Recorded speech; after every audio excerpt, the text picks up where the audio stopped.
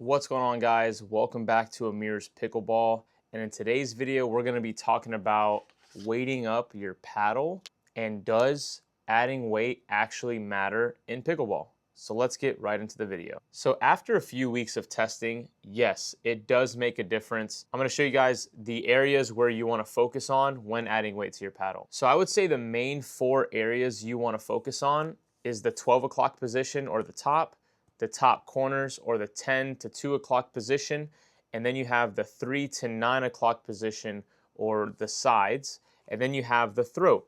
So let's break down the pros and the cons for each. So the top is the most power and plow through that you're gonna see, but you may see a reduction in your swing speed, which can lead to slower hand speed. And also it's gonna be a more top heavy paddle. It's just gonna feel heavier. And also, you can expect your shots to sail long more often than if you didn't put any weight on the top. Then you have the top corners. So this one's pretty interesting. This one actually adds stability, and you also get a slight boost in power, but this is still gonna be increasing your launch angle. So you may see your shots sail a bit long or a bit wide a little bit more often, but definitely not as much as if it was on the top. Moving on, let's talk about the sides. So now you have the 3 to 9 position, or the 3 to 9 o'clock position, and this is the best area for broadening the sweet spot and stability.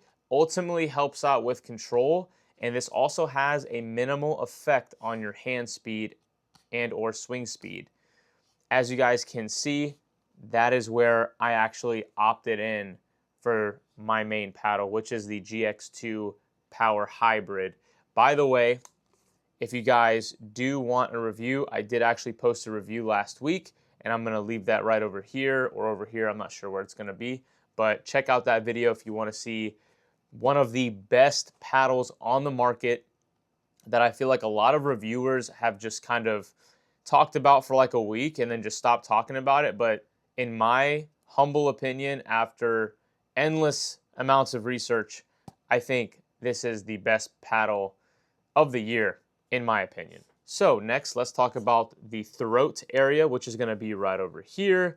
And this is the absolute best for control and stability. And this has little to absolutely no effect on hand speed in my testing. And I will tell you right now, it is definitely gonna help with control. I used it for about a week and a half for the throat. I personally took it off, and I'm gonna tell you guys why. After looking at an x-ray of this paddle, there actually is weight on the throat, just inside of the paddle. And that's why when I added weight to that spot, I felt like the power transfer was a little bit off on putaways. And I just felt like, man, why does it feel so different once I put a little bit of weight right here? And that's because that there's already weight on the throat. So it was really good for control, but for me, I definitely felt like the weight transfer was just a little off on putaways and overheads. I just felt like it was, I guess the word should be like unpredictable, I guess.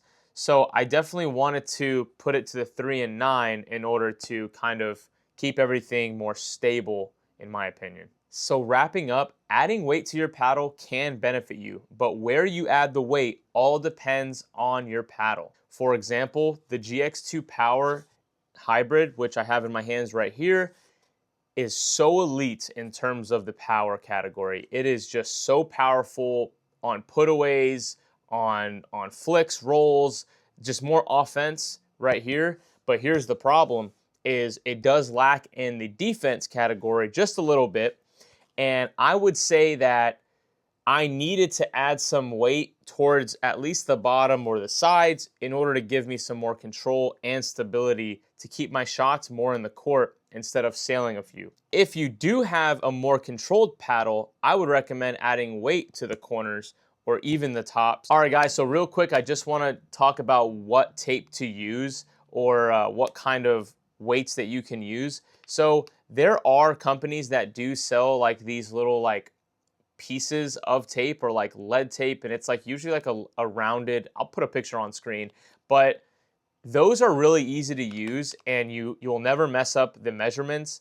It's all right there. Those seem like a really user-friendly way of going about it. I personally wanted to go with the tungsten tape. Number one, it's non-toxic, and number two, I feel like you have more leeway on how much tape you want to use. So you can kind of like, instead of just putting this one little area, it kind of broadens the area that you can use. Obviously, you can just put strips of that, but I personally just wanted to have, I guess, more surface area.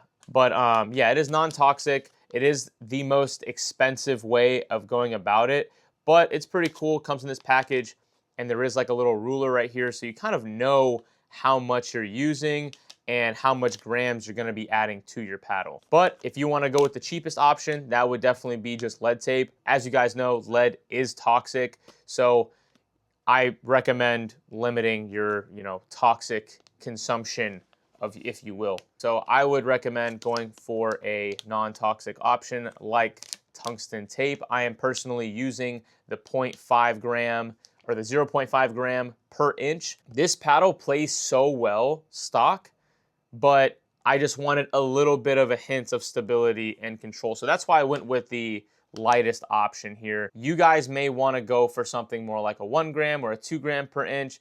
It just depends on how much of a change are you looking for. All right, guys, if you guys did enjoy today's video, please do me a favor and like and subscribe, and I'll catch you guys in the next one.